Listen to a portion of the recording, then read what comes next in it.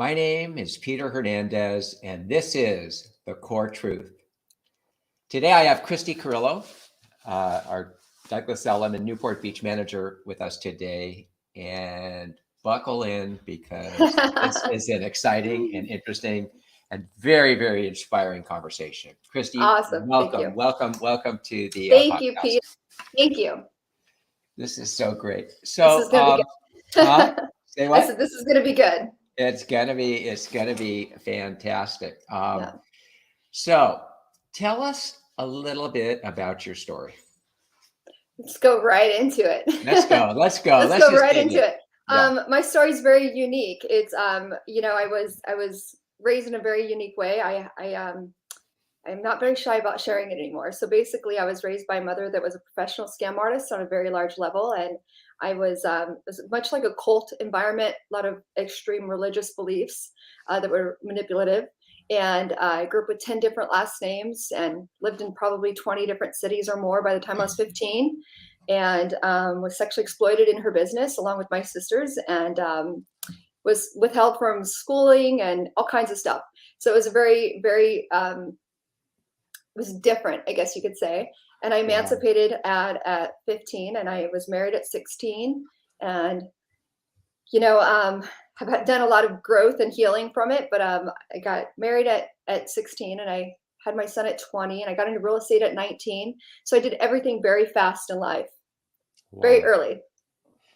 How does someone that young process what you went through, and what was going on inside your head during all that time? Did it seem normal? Did it seem unusual? What did it seem like?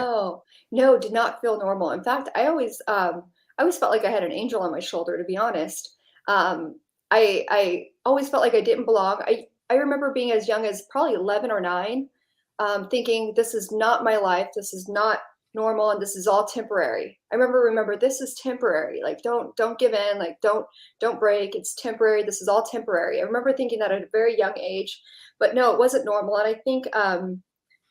I think there's no real way of understanding how I coped with it, but I do know that some people, I do believe, are built with a certain mindset for some reason, because I've learned to strengthen my mindset. But even at a very young age, I remember thinking that this wasn't everybody in the world, not everybody's evil. This is not, that it wasn't some nightmare that was like poor me. You know what I mean? It was never poor me, and how could this happen? It was more along the lines of, I'll get out of this. It's fine.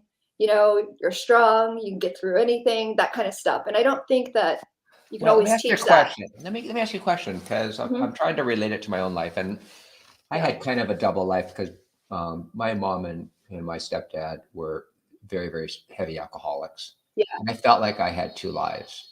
And if I brought friends over to my house, I never knew what was going to happen. And ultimately, I would end up going back to their house to spend the night.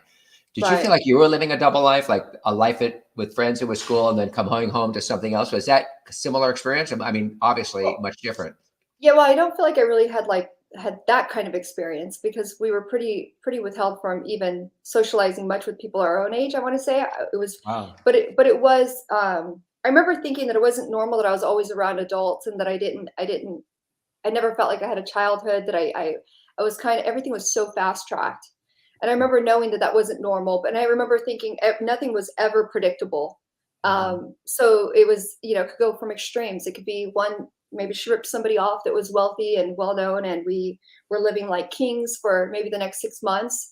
And then there was maybe a streak where she had nobody to rip off, and we were homeless and sleeping in a van or sleeping literally on the streets. So it was always, nothing was ever predictable. It was always uncertain. And where was this? Where were you? Where were you living? Lived all over Southern California, Native American reservation, Manzanita, on and off too. But I was born in Dallas, but it was all over. It was a little all over.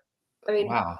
A lot of cities. She never stayed put in one place, because actually, I'll share this. I think I was probably 14, 13. I remember sitting across from my mom, she was at her computer, and she would never look up whenever you were in the room. It was almost like you didn't exist. So I remember sitting there and thinking, okay, I'm going to sit here until she acknowledges me, and she wouldn't. And so finally I said, you're so smart, because she was extremely intelligent, almost to the point of being crazy. I remember I said, "You're so smart. Like, why can't you use what you know and what you do for good? Why is it that we're always doing something bad and having to run? Like, can't we just stay put and can't you put something Yeah. that actually into good work?" And because she was super smart, intelligent woman. And I remember she said, once you start, you can't stop. Like there's no stopping because somebody's always trying to look for her. So even if she wanted to stop, there was no ability to stop because she would be found. It was So almost like a high for her, wasn't it? It was almost like an adrenaline rush. she was good at what she did. And I think she got out of control with it. I think in her core, she wanted to stop. Yeah. But I think she truly believed that she couldn't, and she went into hiding, and I mean all kinds of It's stuff. pretty But typical criminal behavior, really, and it's not that different from other criminals. And I think they get on the mhm. run and they just keep running, and as long as they keep running, then they're staying ahead of it as long as they can. And you're getting Catch dragged Me If You along. Can. If you guys ever That's saw that right. movie, let me tell you. I mean, Yeah. it's Wow. extreme. Yeah. Wow. Hmm. So I know we're gonna get a little more into that, but let's just kind Yeah.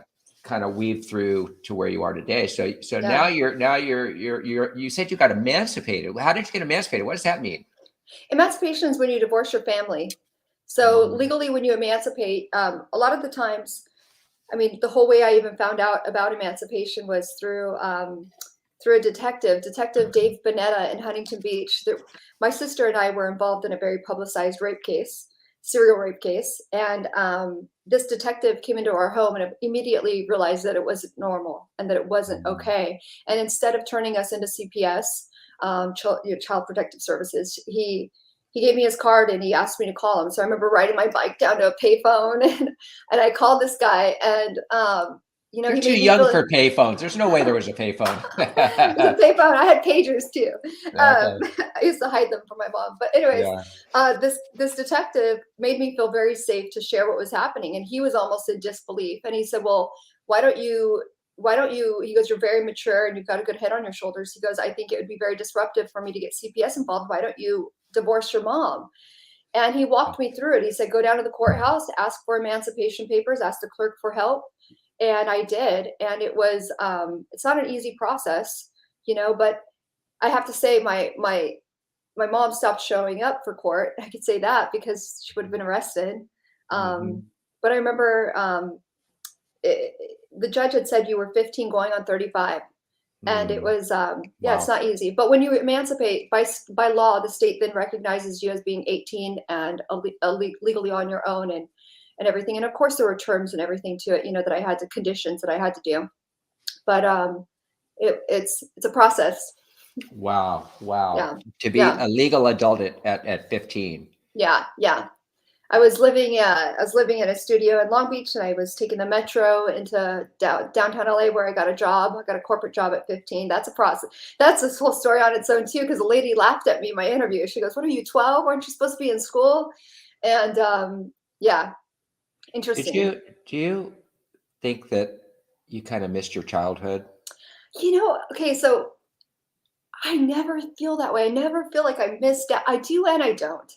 I feel like when I was younger, I felt resentful that I felt like it was robbed from me. And as I've gotten older, I don't really feel like I was robbed of anything. If anything, I believe it's what makes me amazing today.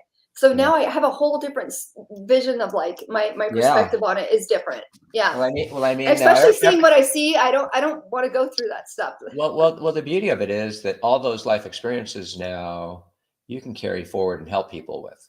Oh, for sure. For You know what I sure. mean? That's And the I don't beauty think anything part of it. happens by accident, Christy. And I Yeah. think one of the reasons you're so great at your job and Yeah. great at being with people and connecting with people is Mhm. because you have so much life experience that you've learned from, and you've come out on a very, very positive, good size. I mean, you could have turned out any which way.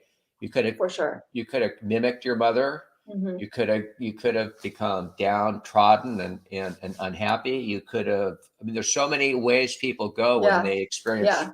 trauma in their life. But Yeah. so before we go to that, I kind of led into my next thing. But before we go there, I want to just cover one more thing because I'm sure people are saying you got married at 16. Yeah. Now, are you Yeah. still married to that man today? Or Unfor woman? I shouldn't say. I can't make these. Yeah. No, it's interesting. I was married almost 18 years. So no, I'm not married anymore, but he is a great dad. We have amazing children together. Great person. wasn't the greatest husband, but I can say at least he's an amazing father. But I divorced about 5 years ago, Okay. and yeah, but we have And a you have good how many relationship. children? How many children do you have? Two. You have My two son children. is 18 and my daughter's 14. You have a Yeah. 14-year-old and an 18-year-old. Wow. Mhm. Wow. Yeah. And tell us about them. What do they are? They've had a different So life for sure, amazing. haven't they? Oh, their relationship with me is great. They laugh because obviously their friends love me and they know everything about me. I have a very open relationship with them. But Mm. they're great. My son is 18, really extremely intelligent and very social, almost like a politician. Everybody loves him. He'll shake your hand, Mm. look at you in the eye, very Oh, wow. charismatic. And he's definitely my protector. He's amazing. My daughter's a little more on the spicy side like me. She's a little more Okay. feisty. Okay. And he's wise and old soul, and she's got an old soul too, but she's very I don't worry about her in life, let me tell you. She grabs everything and controls whatever she wants. So she's amazing. They're both All great in right. school. They're very respectful and social and happy. Yeah. They All definitely right. admire me. I'll tell you that. They're very proud. Okay, great. Mhm. So you're writing a book about all this, and it's called The Serendipity of Trauma. Serendipity of Trauma. Yes. Simon Schuster's publishing it. Yeah. That's great. So Yeah. what is that? I mean, that's a great title. So what does that mean? Oh man, it's really because even at a young age, I think I said it, it's really learning that everything, even the most traumatic, horrible experiences is for your better good. Everything is actually really good. So everything I've looked back on life and really the book is about my life story. I've been able to take every single horrible experience and point out the positive part, the greatness that came from it. Mhm. And I think that we forget that everything is everything is for your to better yourself. And the Mhm. serendipity is just saying focus on the good things that come from bad experiences. And I think Mhm. when you do that, you don't go through this downward spiral. You don't turn to drugs. You don't turn to being a bitter person. And it's learning to take everything you've gone through and just be more powerful from it and realize that it's all amazing. It's all amazing, even the worst things ever. Well, I have a hunch this book is going to share things that we haven't even begun to Mm. scratch the surface in, Oh, and for some of the sure. experiences you've had, and some of the despicable things you have seen in your life. And Yeah. I'm sure as a young 10-year-old, 12-year-old, 13-year-old, 15-year-old, whatever, Yeah. most kids may or may not recover from something like that. Yeah. Yeah. But the book, The Serendipity of Trauma, Hmm. is really about helping people instead of run from their story, become their story. And I think you Yes. ran from your story for a while, didn't you? Oh, yeah, and I'm very honest about that. I mean, there's a huge part of my life where I made up a story. And actually, it's so funny because once you lie so much about something, it becomes a part of who you are and you believe it, right? And I did get to a point where I made this story, especially because once I got into real estate, um, I wanted to be relatable, and I didn't think that having a story like this was relatable. And I made up a story about where I graduated from high school and what who I was. Everything was a lie. Everything was a lie. So yes, and it was out of being ashamed and Hmm. embarrassed and not wanting to also explain myself to people, because Hmm. there's no way of really just sharing that easily and then not going into explaining it. And I never liked to explain myself to people. And I always felt like I'm good. I'm good. Right. I don't need Right. to go into all that stuff. And a part of me feels like, well, I don't identify with it anyways. It doesn't define who I am, which it does define who I am. Yeah. Um, so I definitely, I lied about it for many years, many years. Yeah. And one thing that, social media has taught us that if there's one good thing, and I'm sure Yeah, there's many, there's but many, there's many. we also know there's a lot of bad things about social media. But if there's one thing Yeah. good about social media, it has really taught us to be okay with ourselves and to be authentic.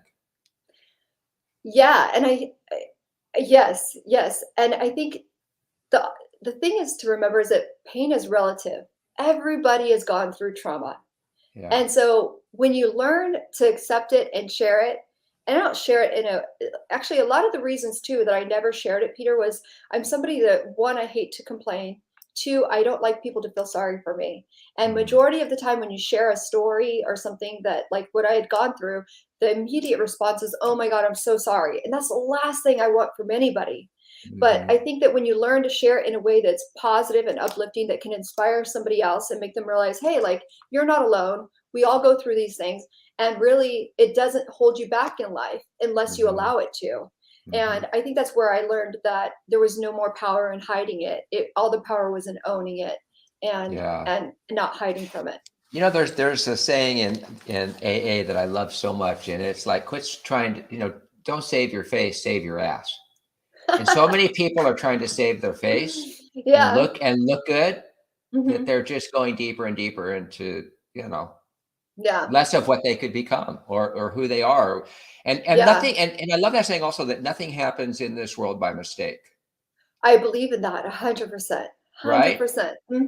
And so it's really, for whatever reason, all these experiences and difficulties that you had and have shaped you into who you are. So how do you turn your story into your superpower? Because I think someone actually said that to you at one point. Oh my God! Once they heard your story.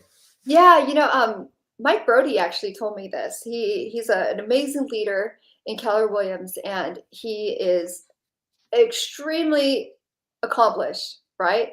And long story short, this man had seen a lot of abilities in me, and for some reason, our connection was amazing. And he learned my story. I opened up to him and I shared some things that I hadn't shared with anybody much in my real estate career. And he was blown away, and I was vulnerable and actually really scared of being like judged, right?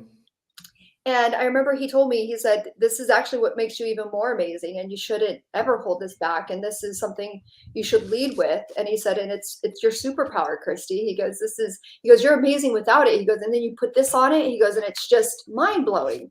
He goes, so do me a favor, don't lie about this. And I made that promise from that day on. And I have so many cool stories about owning it from that point on that was just mind blowing to me. And from that point on, I've owned it. And I did you kind of leak it out slowly, or was it like once you did it, it was like, I'm going for it? Well, the interesting thing is sometimes you meet people in life and they make you feel very safe. And that's a really cool thing. And I haven't met too many people in life that have made me feel safe. And sometimes it's just who somebody is. And so, I shared a lot. I shared a lot with him. And I think, well, Christy, go back to that. So that's a good point that you just made. So, feeling safe is important to you because of where you've been. Oh, of course. Yeah. Yeah. A few things are important to me is stability and safe. Stability, because I never had stability in my life. I think that's why I work so hard. I'm a workaholic.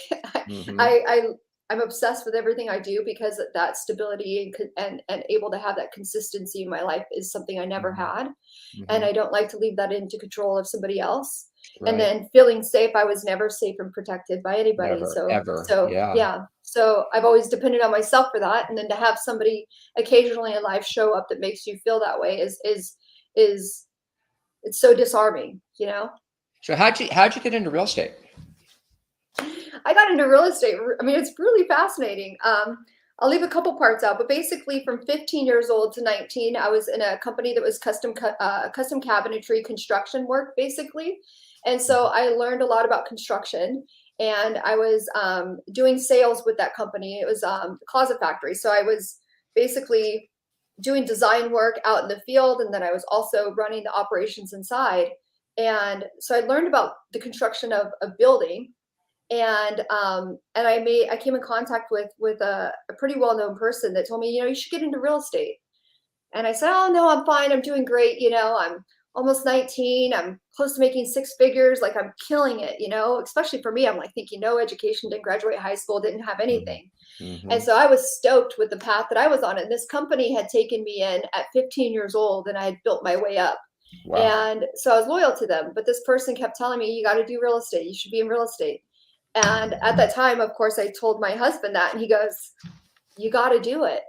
And I didn't get into the traditional side. I got into the rehabbing side of the business. And I learned about private money, which I already knew about because my mother was really big on private investors. And so helping her with her business, she did it the shady way.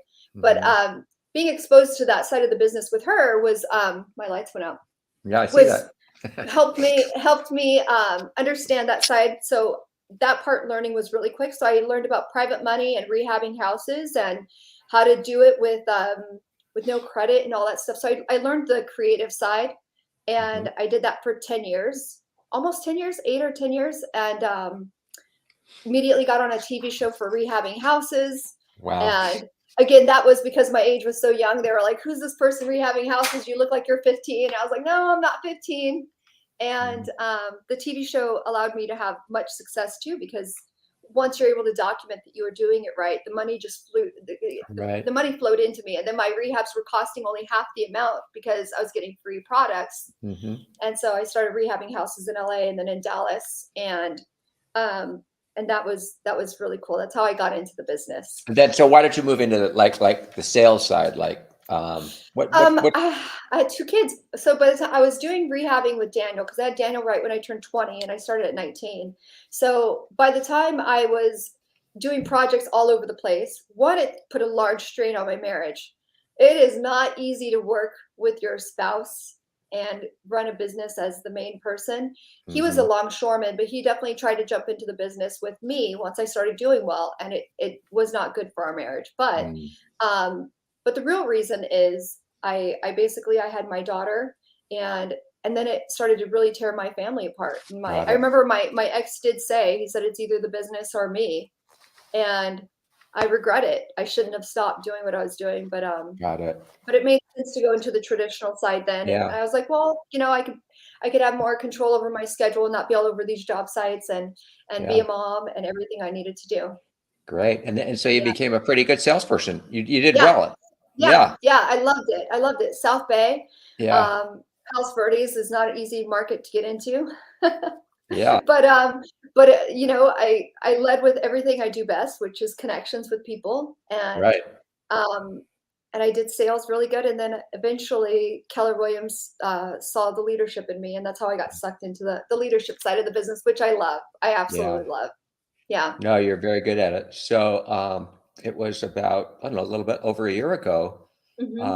I needed a manager for Newport Beach.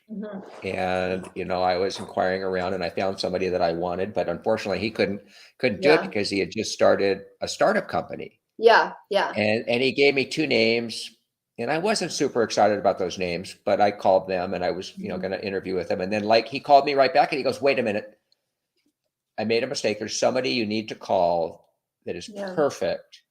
And her name is Christi Carillo. She's managing for Sotheby's down in La Jolla. Yeah. She lives in Orange County near Newport Beach, and she would be absolutely perfect for you. So I met Christi, and Stephen Kotler, CEO, meets Christi, and and we introduced her to Brad, who would be her like buddy down in the Orange County market. No, you guys were all men. I did the Superman stance before I met you. I was like, oh, I gotta meet with all men. Let me stretch and get my testosterone. God, I wish. So we were all very, very impressed, and so we decided to run with it, and we named Christi the executive sales manager for Newport Beach, Douglas Elliman. Very grateful. And so now, Christi, I mean, you're lighting that market on fire. You just hired one of the top agents in the entire county to the office. John Stanlin, who is so well respected, and somebody magnificent. that does like at least 400 million a year. I mean, you've changed the office. I mean, we are seriously on the map down there, and we're having all kinds of inquiries and people, looking to join us now. And it's just so exciting. It really is. And we're just getting started. Talk to us a little bit about your philosophy for running an office and creating culture and getting great people. I believe this. I believe your reputation is everything. So I pride myself in my reputation. If you ask anybody in the South Bay about me, down in La Jolla about me, I'm pretty solid. At least I like to believe so. And I do believe that culture is the beginning of everything. And culture is viewed differently by different people. If you take 10 people and you ask them all, what does culture mean to you? Give me 3 words. It's all different. And I think in my leadership style actually has evolved over the years, because in the beginning, we all learn. In the beginning, I thought culture was like partying, having fun, and socializing with your agents, right? And I've learned that yes, people want to feel involved and loved on, but I believe the number one thing in culture is making sure that nobody's left behind and we're all succeeding. So culture to me is the core of the office, and that means enjoying where you are, that it's collaborative, that people are all successful, because if you're not making money and you're not succeeding, it's really hard to be happy, authentically happy. And so my method is everything is relationship based. I go out there, I make strong relationships, and if it's not the best thing for somebody to come here and I don't think I can help them, I don't twist their arm. But I do pride myself in running a really good environment and also strong relationships. I mean, I think there was one agent, his name was Jim Becker. It took me 5 years to recruit him. 5 years. So wow. I don't give up. I'm very resilient and persistent. And I think that it's really hard to win against somebody that doesn't give up. So right. I always say we're just getting started. Right. There's no quitting until it's done. And it's really never done. If you think about it, it's never done. Never done.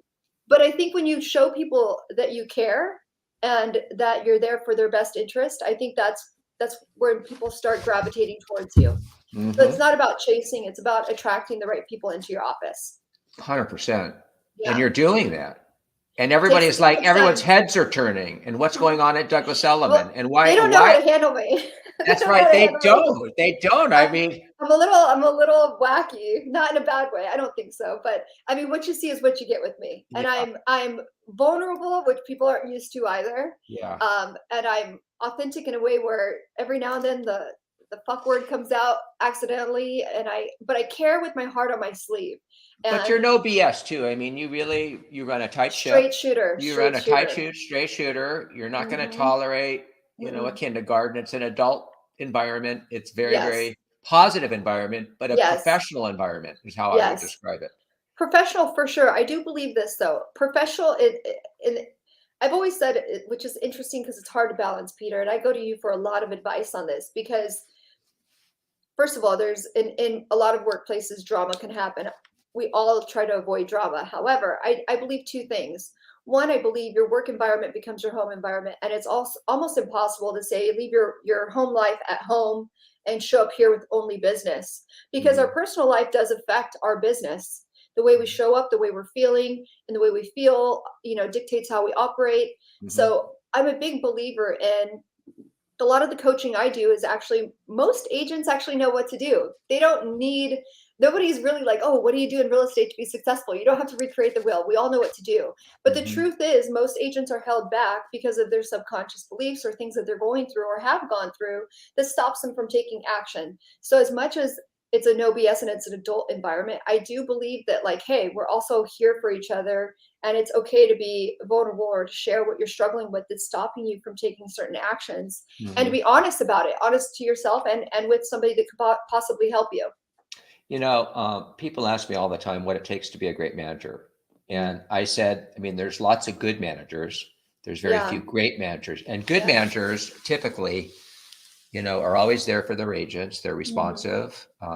They solve problems. They fix deals. They receive calls from their agents all times of the day. But the difference between good and great is great managers are builders and they create profit. And that's the big difference between a good and a great manager. Great managers understand they're being paid to build an office and make it profitable. For sure. Right. For sure. Not just to be, daycare center. No. So there's two things that requires, in my opinion. One is to recruit great agents into an office. And the other thing is to take your agents and make them better. Yes. Those are the two ways to growth and to profitability. Yeah. So knowing that, we're gonna get to some of your recruiting, but before I go there, I want to talk about your coaching philosophy because you're becoming known as a great coach, and you can coach an agent from the John Stanlon level to a brand new agent. And you are someone that is there for them and can help them. So let's talk a little bit about your coaching philosophy. And does it weave into the serendipity of trauma? And does it weave in at all to owning your story? And how do you put that all together? I am so big on this. I truly believe that everybody's superpower is their story. And I believe that there is success when you don't run from it and you build around it. And the best thing, I mean, I just met with 2 agents yesterday. We dug into this, and both agents are like mind blown, and they're like, I've never even thought about this. And if you take your first of all, a lot of people haven't even got to the point where they're comfortable with sharing their story, and that's okay too. I always say that. First of all, I'm not somebody that sits here with a therapy session poking, saying, "What have you gone through? You know, what's hurt you?" I don't do that. I don't do that. No, we're not even trained at it. No, but I do start with like, hey, I want to know your strengths and your weaknesses. And usually these things are developed as a character trait based on how we're brought up in life and the things that we've gone through. And if you take your closest friends or family or anybody that knows you better than others, right? I want you to go to them and ask them, what are the top 5 things that make you unique and that draw them to you? Give me 5 character traits that they love about you that they would list, and ask 3 to 5 people that. And then also ask them your weak suits. What are things that you can work on that you maybe aren't good at? You know, and I'll give an example. Maybe one is that you're a procrastinator. Maybe the other side is like they feel like you're extremely optimistic and you're compassionate. So when you go to people that know you the best and you ask these questions, it actually recenters you and it makes you remember who you are and how unique you are. And then these traits actually trigger in your mind, like, oh, wow, you know, why have I developed these traits? Why am I magnetic? Why am I so compassionate? Why am I X, Y, and Z? And these are traits that make you who you are, that draw people to you. And when you focus in on them and you become intentional with remembering who you are and these traits, and then you're intentional with the way you're perceived, because social media is powerful, right? But a lot of us, we're all guilty with just using it versus being intentional with it.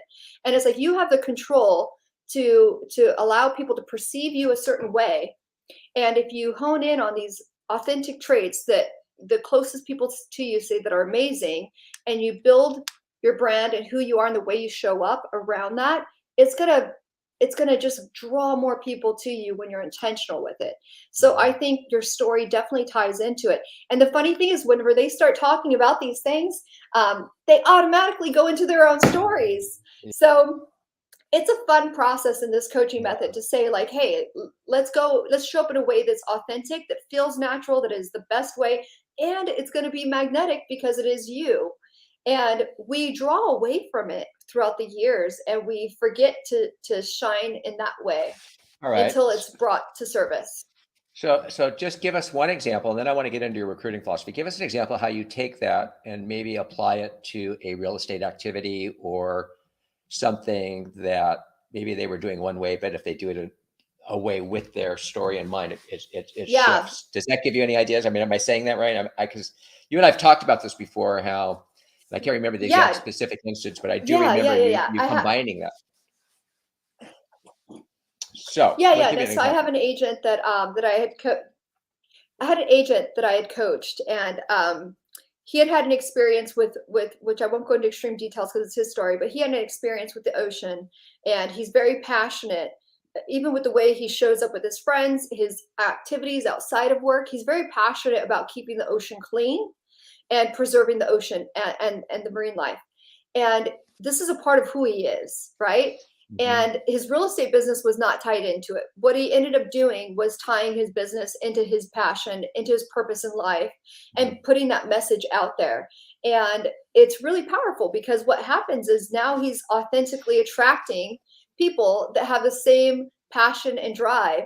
And he's using his business to be able to give back to charities that help his whole purpose in life. And he's got more business than what he could have ever had and what he was doing previously whenever he was not showing up that way. Wow. And I'll give one more. And this is an example. This is not an agent that I helped, but this is an example of somebody doing it.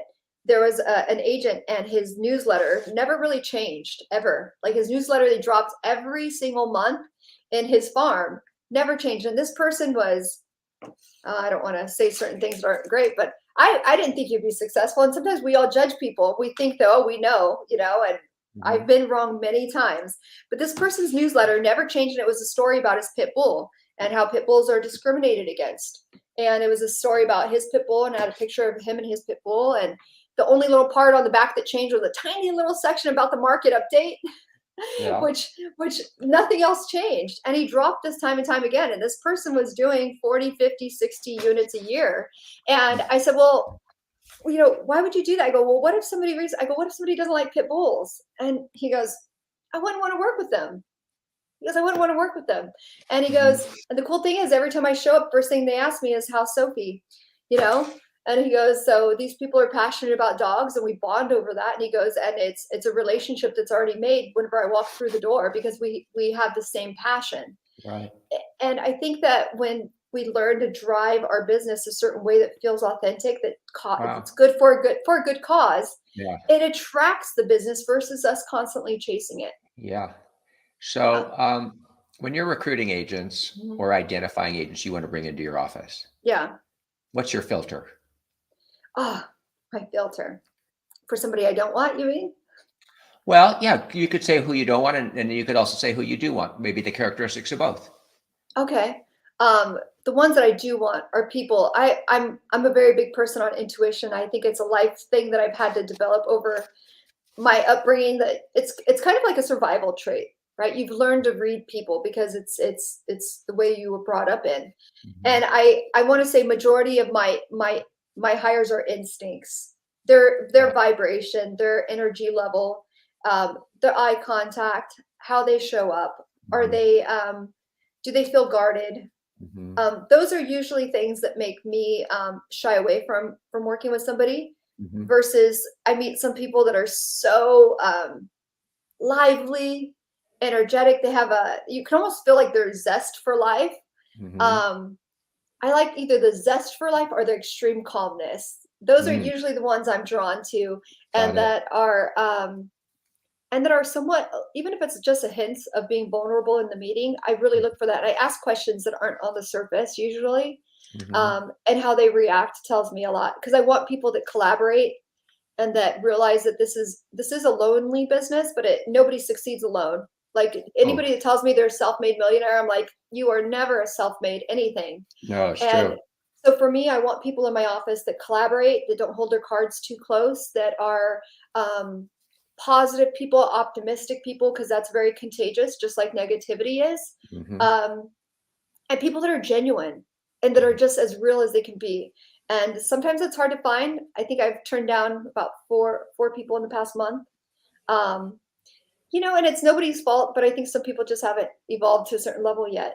And I'm very protective of the environment we have, and I'm okay with uncomfortable conversations. And I think if you protect your environment and you make sure that it's what it needs to be, everybody thrives and everybody wins. And it should be something that's very selective to get into. I think I've worked at companies where anybody can come in. If you had a pulse, you were signing on the paper, and that is not the way to go. It is not the way to go. And I'm really grateful to be part of a company that believes that that's not the way to go. And that isn't mad whenever I can sit on a meeting and say I've turned down 4 agents in the past month. Not at all. So we want you to turn them down. That's right. That's a really good feeling, because it can really shape the environment. And that's an environment that if you nurture right, thrives, and everybody succeeds. Yeah. Well, Christi, thank you so much for being a part of the Core Truth. You're welcome. I really appreciate it, and I appreciate what you're doing down in Newport Beach. So thank you so much. And thank you for sharing your wisdom with us and just everything about you. I'm happy to. Thank you for your time, Peter. You bet. So this was another Core Truth. This is Peter Hernandez, and we are signing out.